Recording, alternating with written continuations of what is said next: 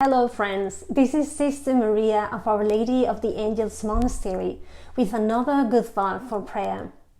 You probably remember these strong words of Jesus to Peter. "Get behind me, Satan. You are a stumbling block to me, for you are setting your mind not on divine things, but on human things." How often do we have the same problem? We become some kind of obstacle for the ways of God because our logic is still too human. How do we learn? How do we get into this logic of God that so often is so puzzling to us?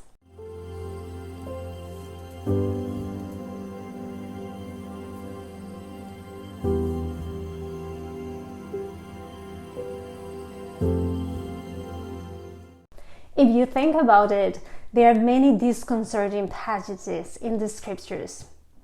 They are a great gift to us because they invite us to expand our human logic and go deeper into the way that God has of seeing things. One of these puzzling passages is the parable of the laborers in the vineyard. We find it in chapter 20 of the Gospel of Matthew. A landowner went out to hire laborers for his vineyard, first in the early morning, then at 9, at noon, at 3 o'clock, and finally at 5 o'clock. At the end of the day, all the laborers received the same payment. When we hear this, our natural response is, "This is unfair. No trade union would accept this." But what does the Lord want to teach us through this passage?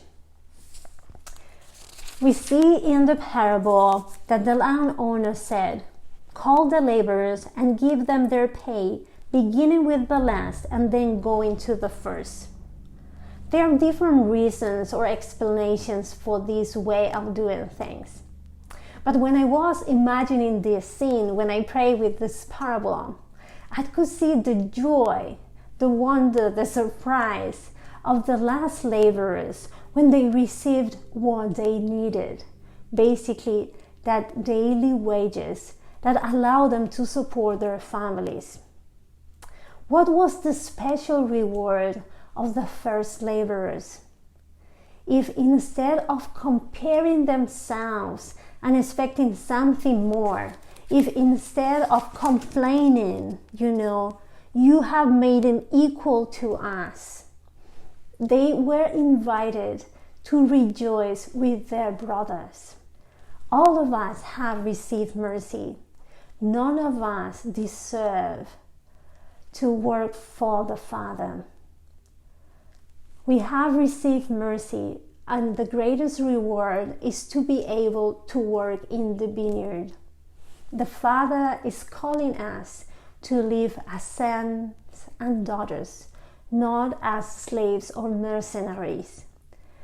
The landowner was inviting these first laborers to expand their hearts, to live in the same kind of generosity he was having for these latecomers. Our joy increases exponentially when instead of comparing each other, instead of thinking, who deserves more, who deserves less, we rejoice in the Father's mercy and we rejoice in each other's gifts and talents. Our reward is to work for the Father, and our joy is that all of us have received mercy. Take some time today to pray with this beautiful thought. God's logic is a logic of grace, a logic of generosity, and all of us are invited to rejoice because we have been called to work for this good Father. Thank you for watching, and God bless you.